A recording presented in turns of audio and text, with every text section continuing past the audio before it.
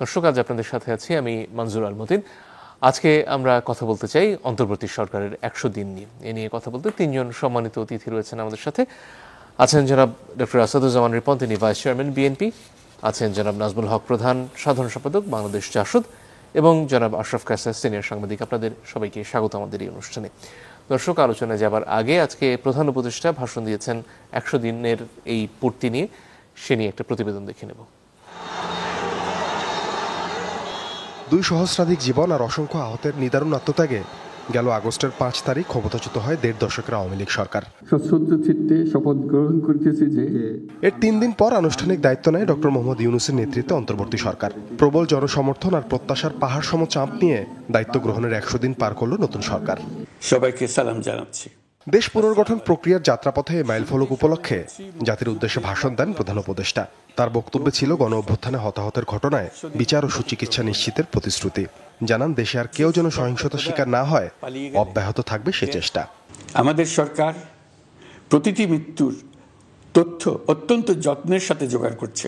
আহতদের জন্য ঢাকার 13টি হাসপাতাল সহ বিভিন্ন বিশেষায়িত হাসপাতালে চিকিৎসার ব্যবস্থা করা হয়েছে। অত্যাবশ্যকীয় সংস্কার শেষে নির্বাচন আয়োজনের আশ্বাসের কথা আবারও জানান ডক্টর ইউনূস। বলেন, ইসি গঠনের পর তাদের দায়িত্বে হবে নির্বাচন আয়োজন। নির্বাচন আয়োজনের লক্ষ্যে আমরা প্রয়োজনীয় পদক্ষেপ নিতে শুরু করেছি। কয়েকদিনের মধ্যে নির্বাচন কমিশন গঠন হয়ে যাবে। তারপর থেকে নির্বাচন আয়োজন করার সমস্ত দায়িত্ব তাদের উপর বর্তাবে। নির্বাচন কমিশন ভোটার তালিকা হালনাগাদ সহ আরও কিছু কাজ শুরু করে দিতে পারবে, যা একটা অবাধ নির্বাচনের সাথে সরাসরি সম্পৃক্ত। তবে আমি আপনাদের কথা দিচ্ছি, আপনারা সুযোগ দিলে প্রয়োজনীয় কিছু অত্যাবশ্যকীয় সংস্কার কাজ শেষ করেই আমরা আপনাদের কাঙ্ক্ষিত নির্বাচন আয়োজন করব। ততদিন পর্যন্ত আমি আপনাদের ধৈর্য ধারণ করার অনুরোধ করব। পতিত স্বৈরাচার শেখ হাসিনাকে ভারত থেকে ফেরত চাইবে সরকার। এ কথা জানিয়ে প্রধান উপদেষ্টা বলেন, অন্তর্বর্তী সরকারকে ব্যর্থ করার পরিকল্পনা চলছে। আহ্বান জানান গেল সরকারের পলাতক সদস্যদের ষড়যন্ত্র ঐক্যের মাধ্যমে নস্যাতের। পতিত স্বৈরাচার শেখ হাসিনাকেও আমরা ভারতের কাছ থেকে ফেরত চাইব। পতিত সরকারের নেতৃবৃন্দ যারা এদেশ থেকে বিপুল পরিমাণ অর্থ পাচার করে নিয়ে গেছে, সেই অর্থে বলিয়ান হয়ে তারা দেশে ফিরে আসার জন্য চেষ্টা করে যাচ্ছে। তাদেরকে কিছুতেই সফল হতে দেবেন না। তারা সফল হওয়া মানে জাতির মৃত্যু, জাতি হিসেবে আমাদের অবসান। সাবধান থাকুন, তাদের সকল হীন প্রচেষ্টাকে আমাদের ঐক্যের মাধ্যমে নস্যাৎ করে দেন। বিগত সময়ের ভুক্তভোগীদের নির্ভয় গুম কমিশনে অভিযোগ দিতে বলেন ডক্টর ইউনূস। আশ্বাস দেন গেল 15 বছরের সব অপকর্মের বিচারের। অনেকেই কমিশনের কাছে গুমের অভিযোগ করতে ভয় পাচ্ছেন, এই ভেবে যে অভিযুক্ত ব্যক্তিদের দ্বারা তারা আবার আক্রান্ত হতে পারেন, ক্ষতিগ্রস্ত হতে পারেন। আমি আপনাদের আশ্বস্ত করতে চাই, আপনারা দ্বিধাহীন চিত্তে কমিশনকে আপনাদের অভিযোগ জানান। কারো সাধ্য নাই আপনাদের গায়ে আবার হাত দেয়। নিত্যপণ্যের দাম সহনীয় রাখতে সরকার সাধ্যমতো চেষ্টা করছে বলেও জানান প্রধান উপদেষ্টা। বন্যা পরবর্তী সময়ে বাজারে শাকসবজি সহ নিত্য প্রয়োজনীয় পণ্যের দাম বেড়েছে, ফলে আপনাদের কষ্ট হয়েছে। নিত্য পণ্যের দাম সহনীয় পর্যায়ে রাখতে আমরা যথাসাধ্য চেষ্টা করছি। শুরুতেই জনাব নাজমুল হক প্রধান, আপনার কাছে আসতে চাই। এই যে 100 দিন পেরোলো, সেখানে শুরুতে প্রত্যাশা প্রচুর ছিল এবং একটা দীর্ঘমেয়াদী সংস্কারের আলাপ হচ্ছে, এবং যতদিন যাচ্ছে হয়তো নির্বাচনের প্রত্যাশাটা রাজনৈতিক দলগুলোর মধ্যে বাড়ছে, এবং সেজন্য তো সরকারের উপর চাপও রয়েছে। তার খানিকটা বোধহয় ফলাফল এবং প্রভাবও দেখা গেল আজকে প্রধান উপদেষ্টার বক্তব্যে। আপনার এখন পর্যন্ত এই 100 দিনে অন্তর্বর্তী সরকারের কার্যক্রমের পর্যালোচনা কি আপনার দিক থেকে, এবং নির্বাচনের ব্যাপারে যে ধারণা আজকে দেওয়া হলো যে নির্বাচন কমিশন গঠনের পর রোডম্যাপ ঘোষণা করা হবে, সেটার ব্যাপারে আপনার পর্যবেক্ষণটা জানতে চাই। ধন্যবাদ আপনাকে। আসলে প্রথম থেকেই এই সামগ্রিক পতিত স্বৈরাচার শেখ হাসিনার ভারতে পলায়নের পর থেকেই মানুষের মধ্যে একটা অস্বস্তি ছিল সরকারটা কবে হবে, এবং ডক্টর ইউনূস সাহেব যখন এই সরকার গঠনে সম্মতি দিয়েছেন তখন মানুষ স্বস্তির একটা জায়গা পেয়েছে।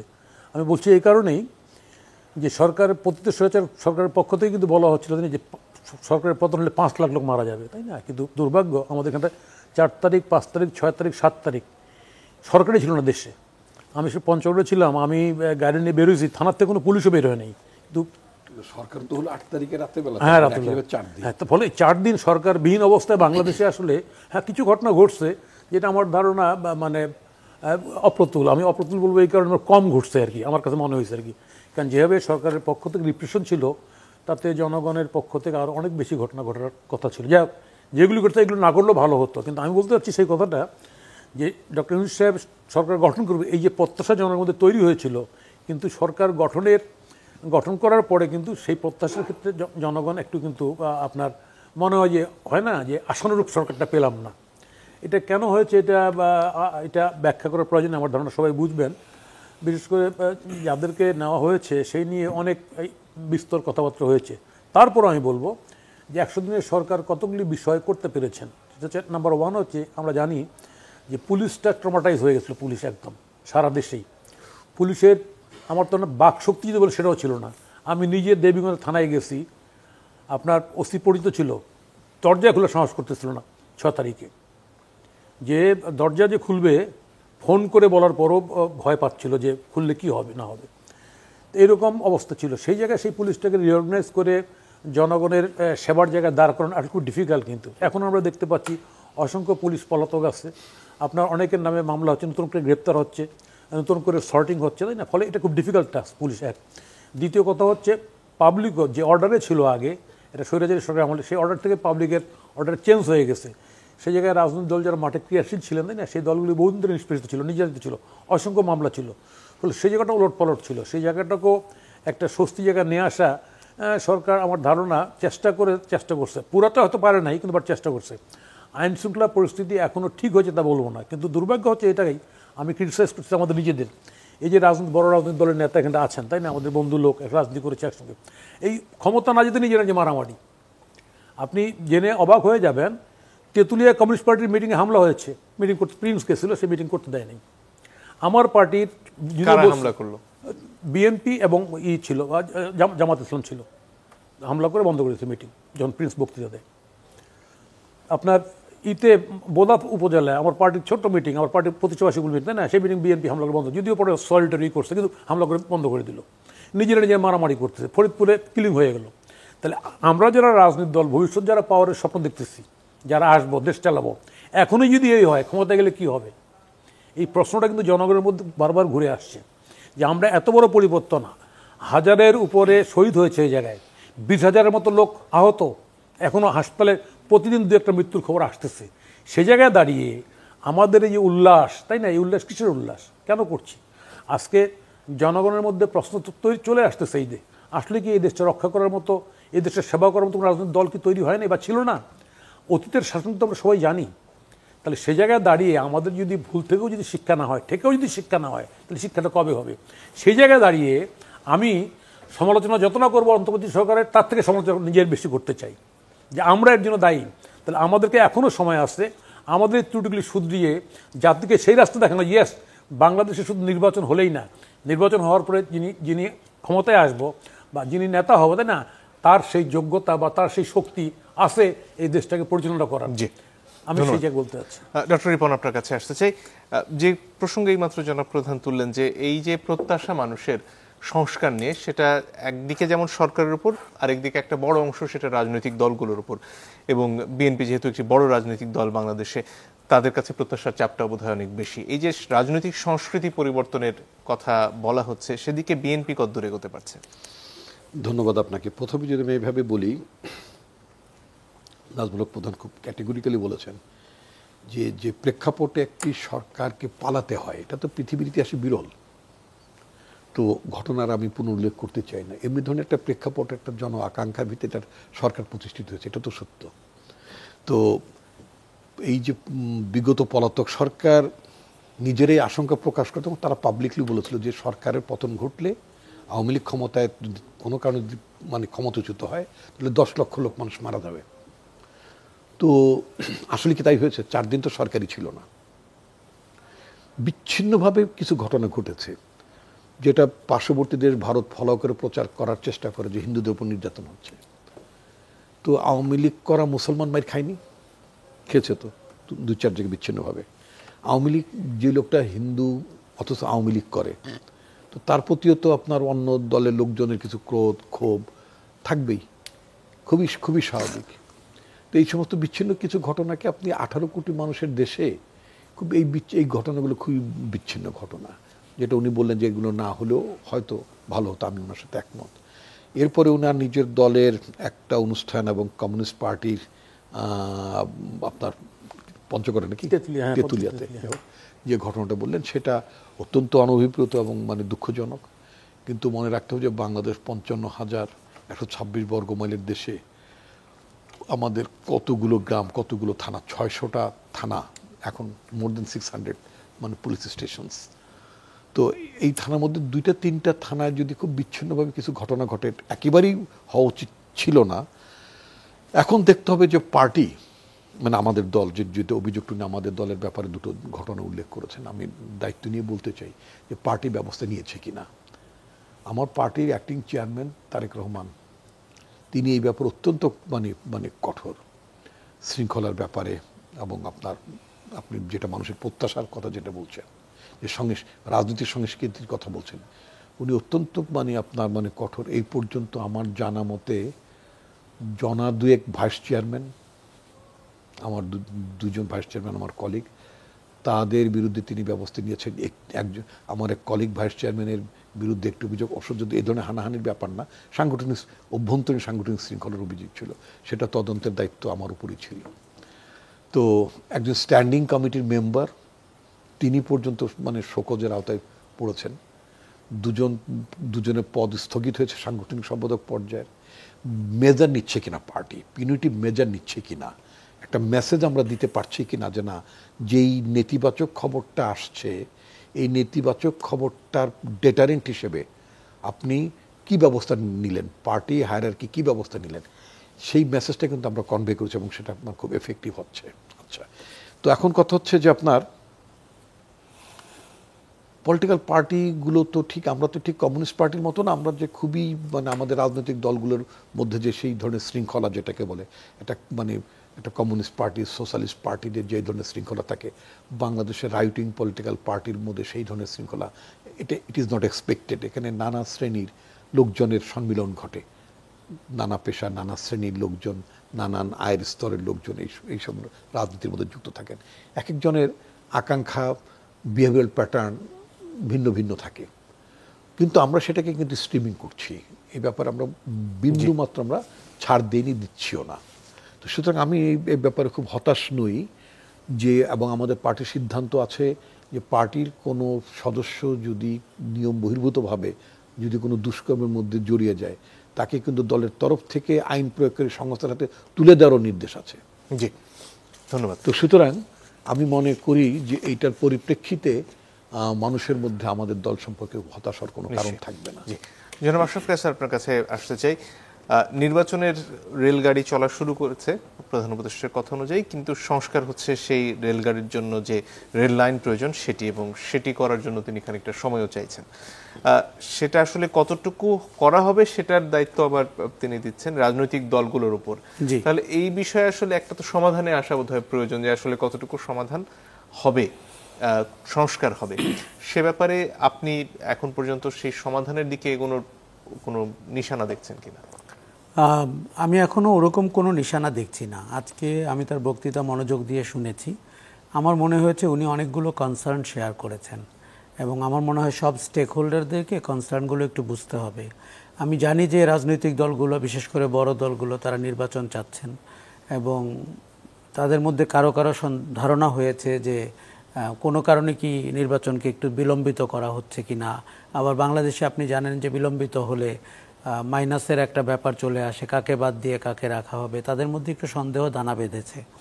কিন্তু আমার মনে হয় যে আজকে প্রফেসর ইউনূসের বক্তৃতা থেকে আমি সার্বভৌমত্ব নিয়ে তার কনসার্ন টের পেয়েছি। উনি যখন বারবার বলছিলেন যে আমাদের এক থাকতে হবে, একসাথে মোকাবেলা করতে হবে, অনিশ্চয়তাকে মোকাবেলা করতে হবে। দেখুন, যেই সরকারটি পলাতক, মানে বিগত সরকার এবং তার ফ্যাসিবাদী শাসনের অংশরা, তারা যথেষ্ট ক্ষমতাশালী, অর্থে, বিত্তে, অস্ত্রে, এবং ভারতের সাথে তাদের যোগাযোগ, তারা আশ্রয় নিয়েছে ভারতে অধিকাংশ লোক।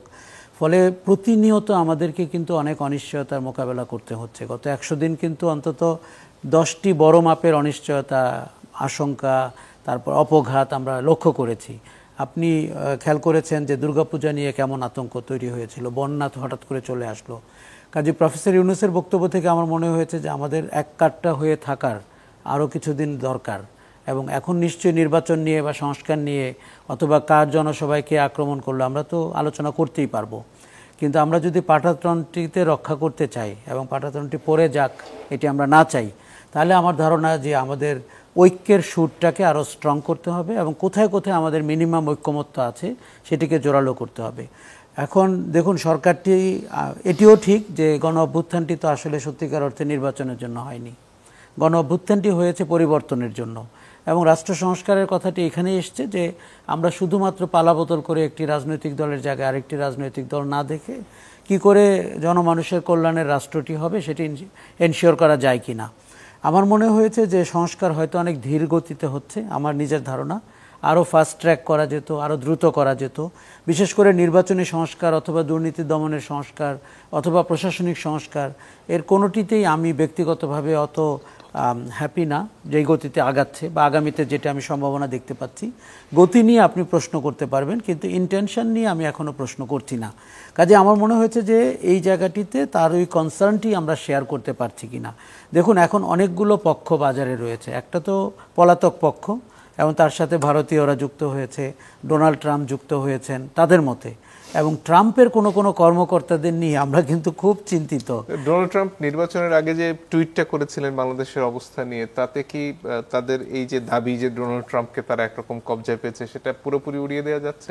আমার মনে হয় খুব একটা না, যদিও ওই ভাষাটি আমি তখন পড়েছি, আমার মনে হয়েছে যে লবিস্টদের লিখে দেওয়া ভাষা। এবং আপনি জানেন নির্বাচনের আগে ভোট পাওয়ার জন্য রাজনৈতিক নেতারা অনেক কাজ করেন। ভারতীয় ভোট কিন্তু খুব ইম্পর্টেন্ট মার্কিন নির্বাচনে, কাজেই ডোনাল্ড ট্রাম্প তাদেরকে হ্যাপি করতে চেয়েছেন। এবং পরবর্তীতে আজকে আমরা যেটা ডেভেলপমেন্ট দেখলাম যে ওখানে কোনো কোনো ভারতীয় নেতা তারা বাংলাদেশের উপরে এমবার্গোর কথা বলছেন ডোনাল্ড ট্রাম্পকে, এবং তারা এমনও বলতে চাচ্ছেন যে ইকোনমিক এমবার্গো দেওয়া যায় কিনা, কেননা এখানে তারা তাদের সেই কল্পিত সংখ্যালঘুদের উপর অত্যাচার। দেখুন, আমি এই জন্য কল্পিত বলছি, এবার খেলাটা কিন্তু একদম জমে নাই।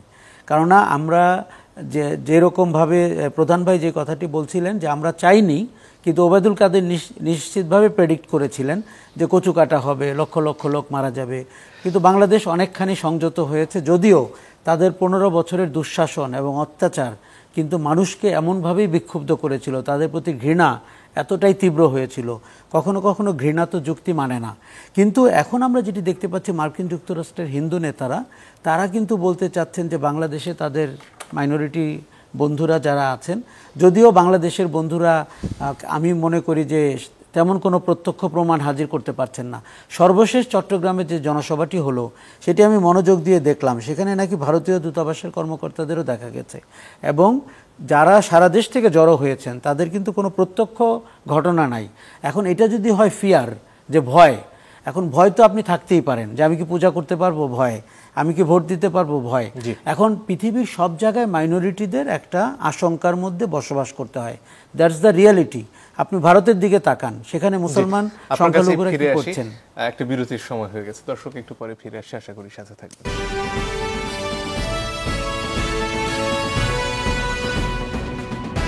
মির্জাপুর চেয়ে মুক্তবাক, আমরা ছিলাম জনাব আশরাফ কায়সার, আপনার কাছে যে প্রসঙ্গে ছিলেন শেষ করতে পারেন, ভারত নিয়ে কথা বলতে। আমি যেটি বলছিলাম যে দেখুন, আমরা অনেকেই অভ্যন্তরীণ রাজনীতিকে বড় করে দেখছি এবং আমরা ভাবছি যে নির্বাচনটি কখন হবে, সরকারটির অন্য কোনো মতলব শুরু হয়ে গেল কিনা, অথবা আমরা অনেক ছোট শক্তি, রাজনৈতিক শক্তিকে অনেক আস্ফালন করতে দেখছি, আমরা বুঝতে পারছি যে কোথা থেকে তারা বাতাস পাচ্ছেন ইত্যাদি ইত্যাদি।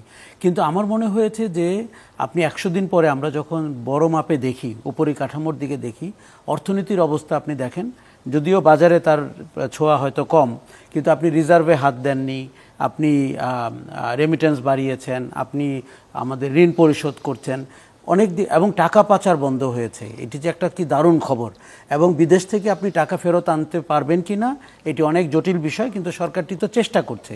দেখুন, প্রফেসর ইউনূস ছাড়া এই মুহূর্তে আমাদের বেস্ট রিপ্রেজেন্টেটিভ পৃথিবীতে তার ছিল না, যিনি শ্রমিকদেরকে ফেরত আনতে পারেন, যিনি পৃথিবীর যে কোনো লিডারের সাথে কথা বলতে পারেন। কাজে আমরা খুব হোপফুল, এবং এই জিনিসগুলো মোটা দাগে কিন্তু অনেক বড়।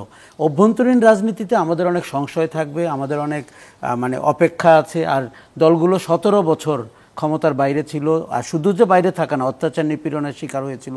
কিন্তু আমি বলবো যে আমাদের কিন্তু একটু সিরিয়াসলি ভাবতে হবে যে দেখুন, 5 তারিখ থেকেই ভারত একটি বিকল্প পরিকল্পনা করছে, এটি আমার মনে হয়।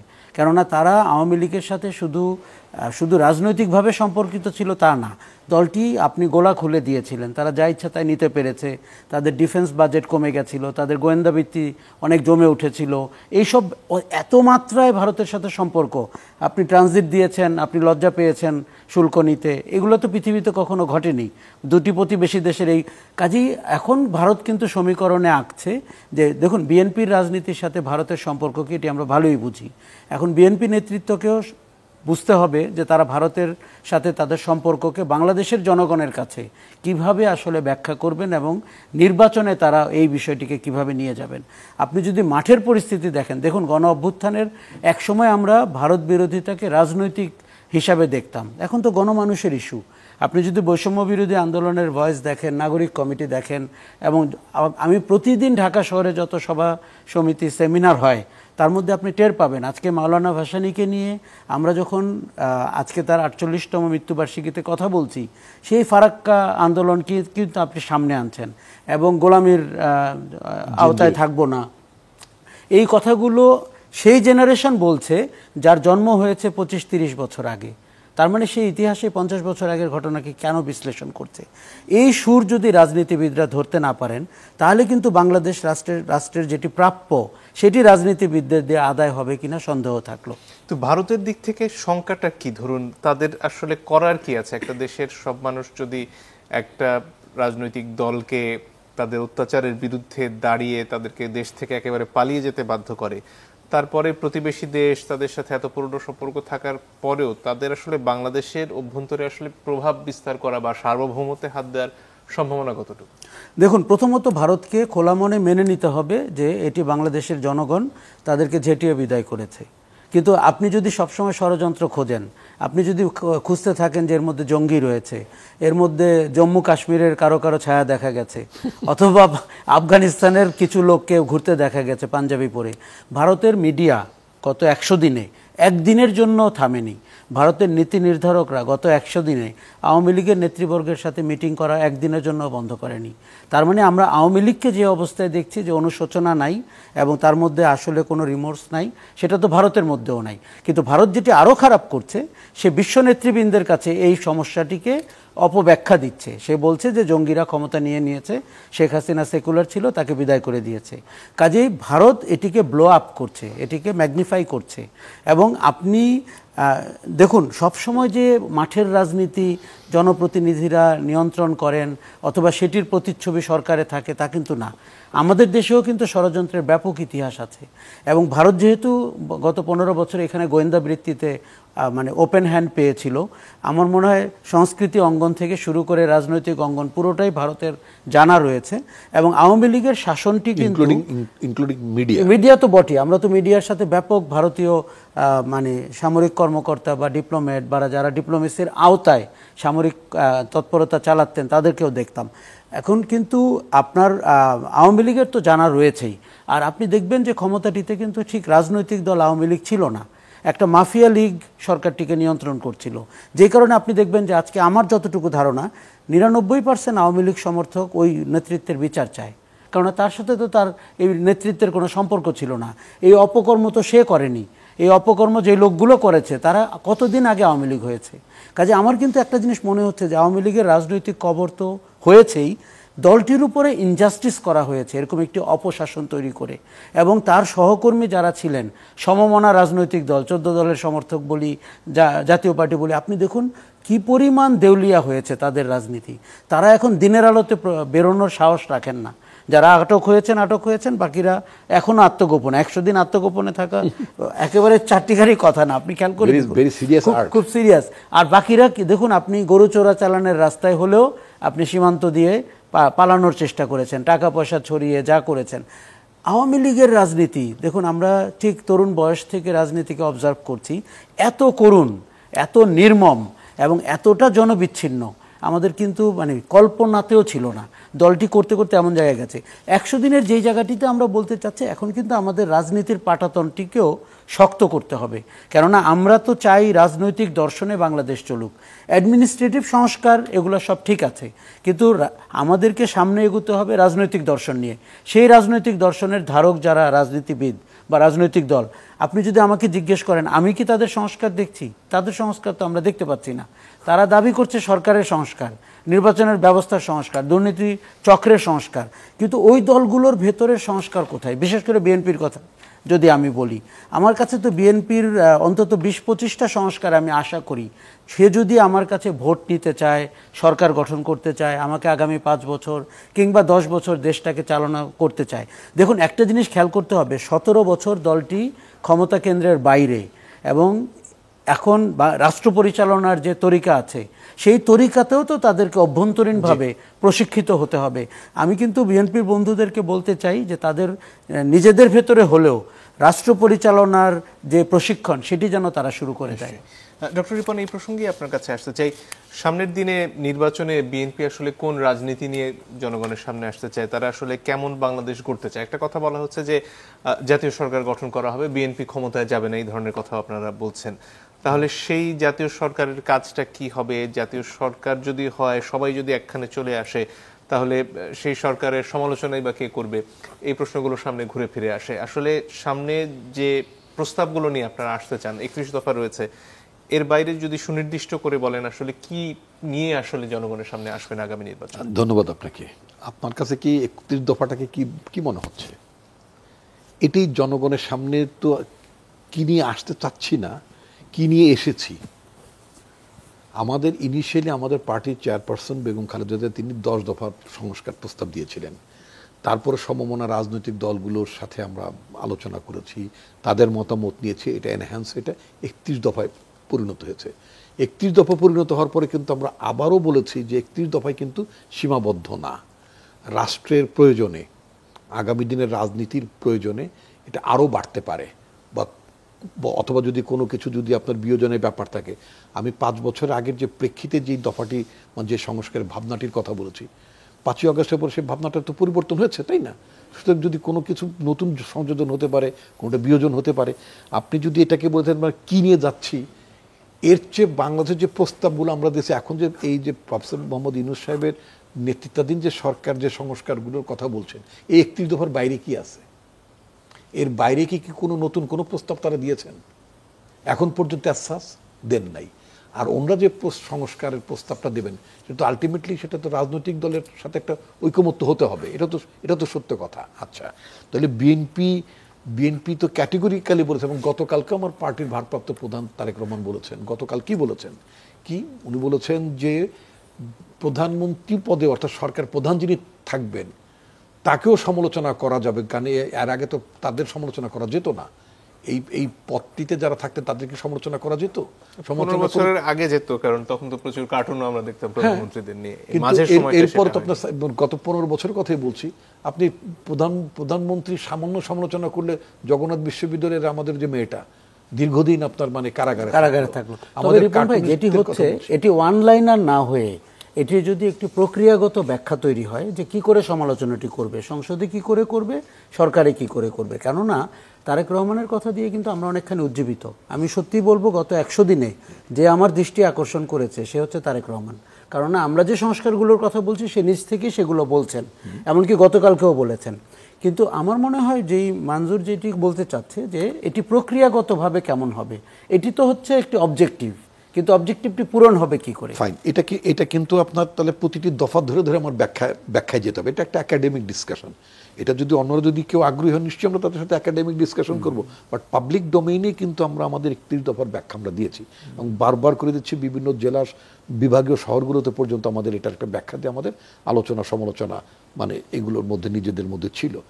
এখন কথা হচ্ছে যে জনগণের কাছে কি নিয়ে যাব, জনগণ আমাদের কাছে সুস্পষ্ট ধারণা পাচ্ছে সেটা হচ্ছে যে বিএনপি ক্ষমতায় গেলে ক্ষমতা ধরে থাকার ক্লিং হ্যাংওভার হয়ে থাকার কোনো কারণ নাই। বিএনপি দুবারের বেশি প্রধানমন্ত্রীর পদ চায় না। বিএনপি রাষ্ট্রপতির সাথে তার ক্ষমতার মানে ভারসাম্য চাচ্ছেন। তারপরে সংসদে আপনার একটা জবাবদিহিমূলক ব্যবস্থার কথা বলছেন, দুর্নীতি বিরোধী পদক্ষেপের কথা আমাদের দলের মধ্যে বলা আছে, মিডিয়া ফ্রিডমের কথা বলা আছে, কারাপশনের বিরুদ্ধে কী ব্যবস্থা সেগুলোর কথা বলা আছে। মানে এন্টায়ারলি আপনি যদি বলেন সেগুলো বলা আছে। এরপরও যদি আপনারা কেউ মনে করেন এই প্রস্তাবগুলো আনতে পারলে ভালো হয়, নিশ্চয়ই আমরা সেটা জাতীয় স্বার্থে সেই প্রস্তাবটা আমরা আনবো। এটা তো ডিসকাশন হতেই পারে, কারণ আমরা এমন একটা নির্বাচন ব্যবস্থা চাই না। আমরা যে কথাটা বারবার বলছি, আমি নিজেও দলের পক্ষ থেকে বলছি যে আমরা এই নির্বাচনী ব্যবস্থায় 5 বছরের জন্য আমরা কোনো মোগল সম্রাট দেখতে চাই না। জনগণ মনে করে যে একদিনের গণতন্ত্র, অর্থাৎ একজনকে বানিয়ে দিয়েছি, তারপর ওনাকে আর ক্ষমতা থেকে নামানো যায় না।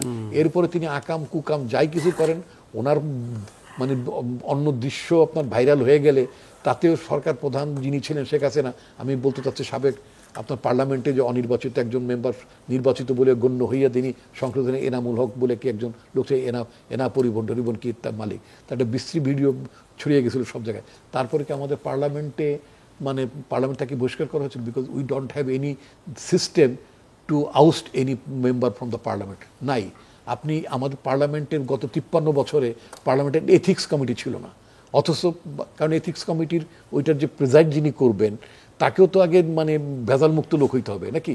এখানকার লোকজন সহায় সম্পদ দিয়ে করছে, অবৈধভাবে উপার্জন করছে, এমন লোকজন আছে ঢাকা শহরে নিজের বাড়িঘর তো ছিলই না, মেসে থাকতো অথবা হলের হোস্টেলে থাকতো, আত্মীয় স্বজনেরও কোনো ঢাকায় বাড়ি মানে ভাড়া বাড়ি ছিল না, যে কোনো বিপদ আপদে পড়লে ওই এর সপ্তাহ আমাদের ভ্যাকেশন দিত না, মাঝে মধ্যে হল থেকে বের করে দিত, যে আত্মীয় স্বজনের বাসায় যে উঠবো সেই ব্যবস্থা অনেকের ছিল না। সেই সমস্ত লোকের তো শত শত কোটি টাকার মালিক হয়েছে। এটাই কোনো হালাল পথে, আমি আমার ভাষায় বললাম এটা হালাল পথে, অন্যরা যদি বলেন ন্যায্য পথে মানে সৎ পথে এটা উপার্জন করা সম্ভব না, কিন্তু এটা তো হয়েছে, এটা তো বাস্তবতা, তাই না? তো এখন কথা হচ্ছে যে এই ব্যবস্থাটায় যাতে জনগণ, আমরা যেটাকে এম্পাওয়ারমেন্ট, আমাদের পার্টি বলতে যেটা পছন্দ করে, আমাদের নেতা তারেক রহমান যে কথাটি বলতে পছন্দ করেন বলেন যেটা, সেটা এম্পাওয়ারমেন্ট অফ দ্য পিপল, জনগণের ক্ষমতায়ন।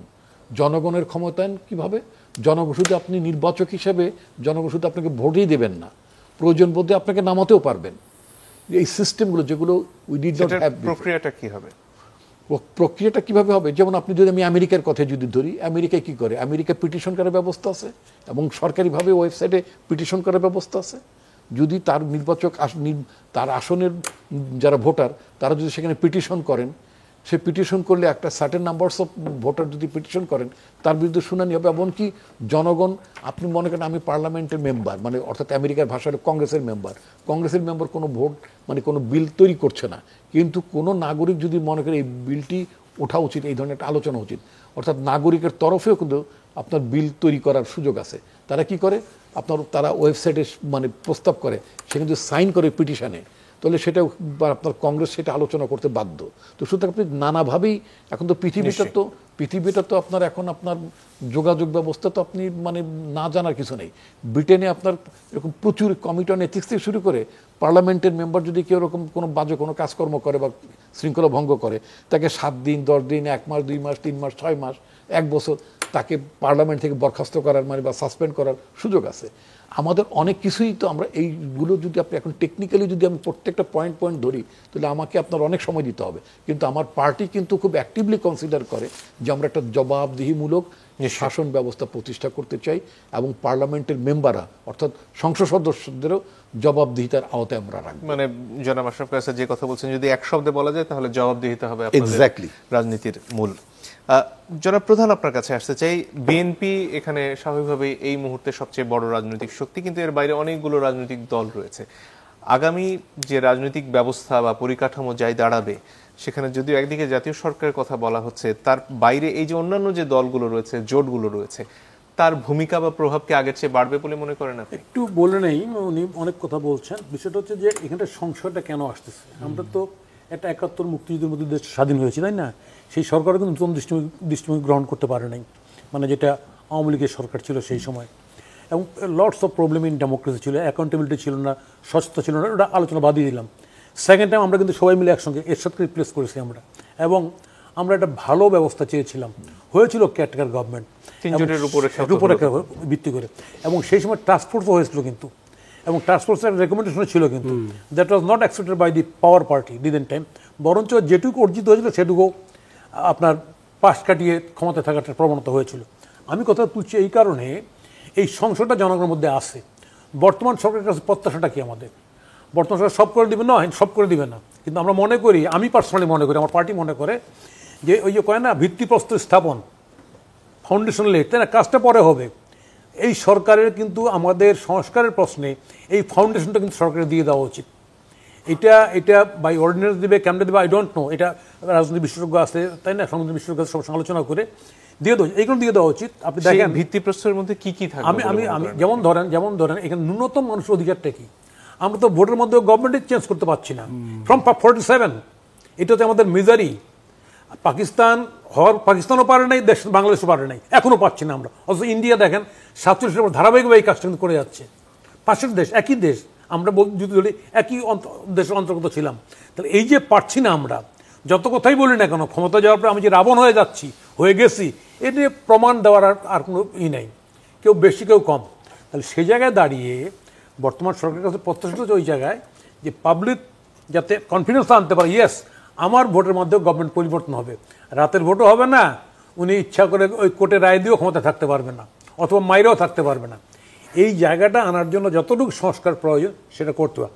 আমার ধারণা মানে if I am not wrong, আমি যদি মিসআন্ডারস্টুড না হই, আমার ধারণা সেই সময়টুকু আমাদের সরকারকে দেওয়া উচিত। এখানটায় অবিশ্বাস, এখানটা সরকার, হ্যাঁ একটা প্রশ্ন আসতেছে যে এটা সরকার দল করবে, দল তো হইতেই পারে, দল নতুন দল, কোনো অসুবিধা নাই। সেটা ক্ষমতা ছেড়ে দিয়ে দল করা, হ্যাঁ রাইট, সেটা ক্ষমতাকে ব্যবহার করে দল না করে আপনার পুলিশ নিয়ে প্রোটোকল নিয়ে সভা করব, সেটা হবে না, সেটা দল হোক, কোনো অসুবিধা নেই। তাহলে সেই আমার মতো হয়ে আসতো। হ্যাঁ, সেই জায়গায় আমি বলতে চাচ্ছি বর্তমান সময়ে আমাদের এই সংকটটাকে আসলে আমরা, ডক্টর ইউনূস সাহেব আজকে ভালো কথা বলছে, আমাদের নিজেদের মধ্যে যারা এই পরিবর্তনটা চেয়েছে না, তাদের মধ্যে গ্যাপ তৈরি করে লাভ নেই। সংকট আছে, ওনার বক্তব্যের মধ্যে কিন্তু অনেকগুলি সংকটের কথা কিন্তু উনি বলছেন কিন্তু উনি ন্যাশনকে ওয়ার্ন করছেন উনি। তো সেই জায়গায় দাঁড়িয়ে আমাদের আরও বেশি একাট্টা হয়ে আমাদের সংস্কারটাও করতে হবে, নির্বাচনটা করতে হবে, জনগণের প্রতিনিধির কাছে পাওয়ারটা হ্যান্ড ওভার করতে হবে। এটা সময় কতটুকু লাগবে সেই সময় সেইটা নিয়ে কথা আছে। আপনি বলবেন 2 মাস, আমি বলবো 6 মাস, তাই না? সেটা হতেই পারে, সেটা সমস্যা। কিন্তু ঘটনা হচ্ছে যদি জনমনে এই বিশ্বাস হয় যে না ক্ষমতা আর ছাড়বই না, অথবা আমরা যদি প্লিট করি যে না এরা ক্ষমতা ছাড়বেই না, তাহলে কিন্তু গ্যাপ হয়ে যাবে, আসল লক্ষ্যে পৌঁছানো যাবে না। আমি সেই কারণে সবাইকে আহ্বান করবো 100 দিনের এই যে আলোচনা, তাই না, সেখানে আমার মনে হয় আজকে ডক্টর ইউনূস সাহেব প্রধান উপদেষ্টা, তাই না, উনি পরিষ্কার করতে পেরেছেন যে সংকটগুলি কোথায় কোথায়, এবং এই সংকটগুলি সমাধান করার আমাদের কী কী করতে হবে। আমার ধারণা এই ডিরেকশনটা উনি প্লেস করতে পারছেন, ওনাকে ধন্যবাদ এই কারণেই। হ্যাঁ, এখানটায় উপদেষ্টা নিয়ে অমত আছে, ওইটা ঠিক হয় না, ঠিক হয় না, এগুলো থাকবে, কিন্তু বাট বেসিক জায়গা হচ্ছে আমার ওইটা যে আমাকে এই জায়গাটায় আমাকে এইটা অর্জন করতেই হবে, এবার আর অন্য কোনো জায়গা নেই। আর বিএনপির জাতীয় সরকারের প্রেক্ষাপটে অন্যান্য দলগুলোর অবস্থানটা আসলে কি দাঁড়াবে? বিএনপি এটা গুড প্রপোজাল। বিএনপি বলছে ইলেকশনের পরে, আমি যতটুকু দেখছি ওনাদের প্রস্তাব, ইলেকশনের পরে সেটা হচ্ছে যে আমাদের তরফ থেকে যে প্রস্তাবটা আছে যে আমরা যারা আন্দোলন করেছি একই লক্ষ্যে, কেউ জোটের মধ্যে থেকে, কেউ জোটের বাইরে থেকে, বাট লক্ষ্য উদ্দেশ্যটা একই ছিল। আমরা সবাইকেই নিয়ে দেশটা পরিচালনা করব, কারণ দেশটা ফ্রাজাইল, ইকোনমিক্যালি ফ্রাজাইল কন্ডিশনে চলে গেছে, নানা ধরনের চলে। এই জন্য আমরা চাচ্ছি গভর্নমেন্ট অফ দ্য ইউনিটি, আমরা একটা ইউনিটি গভর্নমেন্ট তৈরি করতে চাই, যতক্ষণ পর্যন্ত আমাদের সহযোগীরা থাকতে চান তাদেরকে নিয়ে আমরা একসাথে দেশটাকে এগোতে চাই। সেটা একটা ভালো গুড আমি বলবো যে ভালো ইচ্ছা, একটা আকাঙ্ক্ষা, তাই না, যে আমরা সবাইকে নিয়ে দেশটা পরিচালনা করতে চাই। কিন্তু ট্রাবলটা হচ্ছে আপনাকে পার্লামেন্টারি পলিটিক্সে, যেখানটায় আওয়ামী লীগ সবচেয়ে কবর দিয়েছে, এখানটায় যে মিনিমাম পার্লামেন্ট পলিটিক্স অপোজিশন মিনিমামটাকে অ্যালাউ করলো না। এই যে অ্যালাউ না করার কারণে যে ক্ষতিটা হয়ে গেল আমাদের, তাই না, আমি বলছি যে জাতীয় সরকার করে সেই ক্ষতিটা যেন না হয় সেটা খেয়াল রাখতে আমাদের। মানে পার্লামেন্টারি পলিটিক্সে you must have your opposition will ask you, প্রতিটা কাজে আপনাকে জবাব দিয়ে করতে হবে পার্লামেন্টের কাছে, জনগণের কাছে, না। তো সেটা অ্যাবসেন্ট হয়ে গেলে কিন্তু আবার যেগুলো সে কত হয়ে যাবে, আমরাই তো সব মামারা আর আমরা। আওয়ামী লীগ তো এখানে অনেক ক্ষেত্রে সর্বনাশ করে ফেলছে, অনেকগুলি ক্ষেত্রে, মানে minimum principles of the parliamentary politics সেটা রক্ষা করে নাই। সেই জায়গাটা না হওয়ার জন্য আমার ধারণা এই বিষয়টা আরও ভাবা উচিত। নিশ্চয়ই। জনাব আশরাফ কাছে যদি দেখুন, আওয়ামী লীগের শাসন থেকে মুক্ত হওয়া একটি দেশের জন্য এর চেয়ে বড় ঘটনা তো আর হতে পারে না, বড় অ্যাচিভমেন্ট আর হতে পারে না। আমরা যেন কেউ আমাদের ছোট ছোট ডিসকমফোর্টকে বড় বানিয়ে না ফেলি, এটা খেয়াল রাখতে হবে। আমরা একটি নতুন রাজনৈতিক বন্দোবস্তের দিকে এগোচ্ছি, এবং সেই রাজনৈতিক বন্দোবস্তে আপনি যে কথাটি বলছিলেন জবাবদিহিতা হচ্ছে, আমরা যেহেতু এখন এক শব্দে প্র্যাকটিস করা শুরু করেছি, সেই জবাবদিহিতাই হচ্ছে মূল সূত্রটা। এবং প্রধান ভাই যেমনটি বলেছেন যে সরকারের জবাবদিহিতা, পার্লামেন্টের জবাবদিহিতা, ভিন্ন মতের মানুষের অবস্থান, বিরোধী মতের মানুষের অবস্থান, যেটি আমরা 72 সাল থেকে দেখার চেষ্টা করেছি, কখনো সেইভাবে পারিনি। কেননা যেই ক্ষমতায় গেছে সে কুক্ষিগত করার চেষ্টা করেছে, সে আর ফেয়ার রাজনীতিটা করেনি।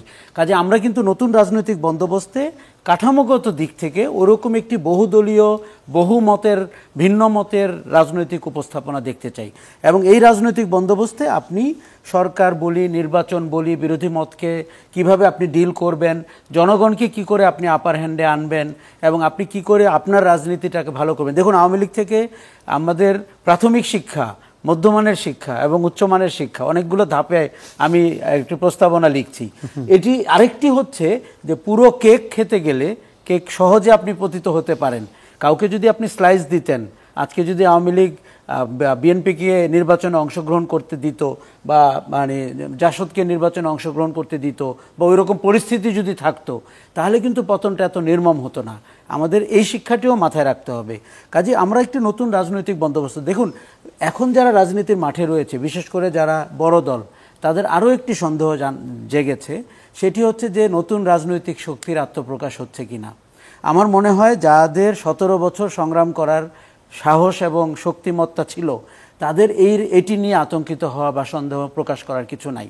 আমি কিন্তু ভোটের বাক্সে বৈষম্য বিরোধী ছাত্র আন্দোলনের প্রতীক দেখতে চাই, নাগরিক কমিটির প্রতীক দেখতে চাই। দেখুন, আপনি গণ অভ্যুত্থান করেছেন, তার চুলচেরা বিশ্লেষণ আমরা অনেক করতে পারবো, যে কতজন ছাত্র ছিলেন, কতজন শ্রমিক ছিলেন, জনতা ছিলেন, বিএনপি ছিল, অন্যরা ছিল, সেই চুলচেরা বিশ্লেষণ না, তাদের নেতৃত্বে হয়েছে। মনে রাখতে হবে রাজনৈতিক দলের আহ্বানে এবং নেতৃত্বে হয়নি। কাজেই তারা রাজনৈতিক শক্তি হবে। হ্যাঁ, আমরা চাই না তারা কিংস পার্টির মতো হোক, এবং আমার ধারণা এই ছাত্রদেরকে মানাবেও না। কিংস পার্টির অতীতের যে লোকগুলোর চেহারা আমরা দেখেছি, কাজে তারা তো কিং মেকার, কাজে তারা কেন কিংস পার্টি হবে? কিন্তু তাদের যে রাজনৈতিক চিন্তার প্রকাশ আমি দেখি, দেখুন আমি একটু আত্মসমালোচনা করি, আমরা কিন্তু বিভিন্নভাবে কম্প্রোমাইজ জেনারেশন। আমরা নিজের দলের জন্য কম্প্রোমাইজ করেছি, সামরিক শাসনের জন্য করেছি, আমরা সত্যি বলে এই শেখ মুজিবুর রহমানের মতো লোককে দিনের আলোতে বলতে পারিনি যে উনি প্রথম স্বৈরাচার, উনি আমার প্রথম নির্বাচনটি গুম করেছিলেন, উনি প্রথম সিরাজ শিকদারকে হত্যা করেছিলেন। এই কথাগুলো কিন্তু এই ছেলেমেয়েরা বলছে। এবং আমি এখন ক্যাম্পাসে গেলে আমার এই জন্য ভালো লাগে যে আমি 23, 24, 25 বছরের সাহসী মানুষ দেখতে পাই। তার কখনো কখনো দুঃসাহস তৈরি হয়, সেটাও স্বাভাবিক, কিন্তু সে তো সাহস করে এই কথাগুলো বলছে। দেখুন, আপনি তিতা কথাগুলো বলে আপনি টেবিলে আনবেন। খেয়াল রাখতে, democracy is art of compromise. Then how you will compromise, how will minimize the problems, তাই না? That is democracy. না, সেটা র‍্যাপ আপ করতে হবে, সেটা র‍্যাপ আপ করতে হবে, কিন্তু বিতর্কটা কেন, আলোচনাটা কেন আমরা করব না? আমরা র‍্যাপ আপটি করব। আমার মনে হচ্ছে যে আমরা প্রফেসর ইউনূসের আজকের বক্তব্যের পরে আমি কিন্তু সরকারটির প্রতি, এমনিতেই আমি সরকারের সমর্থক, কারণ আমি প্রায় বলে থাকি যে ওই যে সিনেমায় দেখেছেন না যে এক হাত করায় দুজন মানুষ, তো যে ব্রিজ থেকে লাফ দিলে দুজনকে একসাথে লাফ দিতে হয়, গাছে হাত করে কাটতে হয়। সরকারটির সাথে আমার সম্পর্ক তাই। কিন্তু আজকের বক্তৃতার পরে আমার কিন্তু মনে হয়েছে, আমার রিয়েলাইজেশন হয়েছে যে আমরা যেন ছোট ছোট বিষয়কে বড় করে সরকারটিকে বেকায়দায় ফেলার চেষ্টা না করি, কেননা আপনার সাথে কিন্তু আরো অনেক বড় অপশক্তি যুক্ত হবে। ডক্টর রিপন যদি কিছু যোগ করতে। আমি দুটো বিষয়ে কথা বলবো, সেটা হচ্ছে যে আপনার অর্ডিন্যান্সের কথা বলেছেন, সংস্কারের ক্ষেত্রে অনেকগুলো অর্ডিন্যান্স করা যেতে পারে। এই অর্ডিন্যান্স সম্পর্কে কিন্তু আমাদের খুব সুখকর অভিজ্ঞতা নেই। আমি যদি 111 সরকারের কথা বলি, নির্বাচন নিয়ে অন্যান্য নানা বিষয়ে প্রায় 149টা বা 151টা প্রায় মানে অ্যাবাভ হান্ড্রেডস আপনার মানে করেছে, কি বলে আপনার মানে অর্ডিন্যান্স করেছে। ফাইনালি গভর্নমেন্ট আসার যে এরপরে যে আওয়ামী লীগ গভর্নমেন্ট আসলো, তারা মাত্র 44টা অর্ডিন্যান্সকে আপনার আইনে রূপান্তর করেছে। তো সুতরাং অনেকগুলো অর্ডিন্যান্স করলেই যে পরবর্তী পলিটিক্যাল গভর্নমেন্ট যদি ঐক্যমতের মধ্যে না হয়, তাহলে তারা সেটা কন্টেইন করবে, ক্যারি আউট করবে, এটা নট নেসেসারিলি। এটা একটা বিষয়ের জন্য আলোচনার মধ্যে রাখতে হবে। আপনি একটা চমৎকার কথা বলেছেন, একাট্টা থাকতে হবে। ইয়েস, একাট্টা তো অবশ্যই থাকতে হবে। মনে রাখতে হবে যে এই সরকারের ইকোনমিস্ট পত্রিকার যে লাস্ট যে রিপোর্টটা বেরোলো, সেখানেও সরকারের মানে আপনার বৈধতা, সাংবিধানিক বৈধতা নিয়ে প্রশ্ন তুলেছে। আমি বরাবরই বলছিলাম যে এই ধরনের একটা অদ্ভুত সিচুয়েশন, এই বিরল সিচুয়েশন পৃথিবীর কোনো দেশে হয়নি। সুতরাং দেশে তো একটা সরকার লাগবে, দেশ চালাতে তো লাগবে। এর চেয়ে আর অধিক মানে এর চেয়ে আরো কোন বেটার কোন অপশন ছিল এই সরকারের জন্য, কারণ এই সরকার ভেরি মাচ আপনার মানে কি বলে ভ্যালিডেটেড গভর্নমেন্ট। একটা বিশেষ ধরনের পরিস্থিতিতে এই সরকারটি আপনার মানে শপথ নিয়েছে এবং সেটা উচ্চ আদালতেই বলেছে, যেহেতু আমি সংবিধানটা ভেঙে দেইনি। আমি যদি আপনার জাস্টিস মতিন সাহেবের উদাহরণটা টানি, যে বিপ্লবের পরে আসলে ওই সংবিধান, আগের সংবিধান কার্যকর থাকে না, যদি আমি এটাকে বিপ্লব মনে করছি না 5ই আগস্টের ঘটনাটাকে, এটা আমি একটা বড় পরিসরের গণ অভ্যুত্থান বলে আমি বিবেচনা করি। যাই হোক, তো এখন কথা হচ্ছে কি যে আপনার এই রাজনৈতিক আজকে প্রফেসর মোহাম্মদ, যেটা নিয়ে আপনি আলোচনা শুরু করলেন, প্রফেসর মোহাম্মদ ইউনূস জাতির উদ্দেশ্যে যে ভাষণটি দিয়েছেন এক্সিলেন্ট, উনি জনগণকে মানে জানিয়েছেন, সেটা খুব প্রয়োজন ছিল, তাতে কোনো সন্দেহ নেই। এবং আমাদের একটা ন্যাশনাল ইউনিটি অনিবার্য, সেটাও ঠিক আছে। তবে এই ভাষণটি যদি আরও 2 মাস আগে দিতেন, যে পরিস্থিতি আজকে ব্যাখ্যা করলেন, এটা যদি আরও 2 মাস আগে দিতেন সবচেয়ে ভালো হতো। আর এখনো যে সময় পেরিয়ে তা বলবো না, উনি এই যেটা জাতির ভাষণ দিয়েছেন, ওই যে উনি ভারতের উদাহরণ টেনেছেন শেখ হাসিনাকে নিয়ে, রাজনৈতিক দলগুলোকে ডেকে এক টেবিলে বসিয়ে তাদের সাথে সমস্যাগুলো একেবারেই ফুরিয়ে গেছে। আপনাদের তিনজনকে অনেক ধন্যবাদ। দর্শক, আপনাদেরকে ধন্যবাদ। বিদায় নিচ্ছি।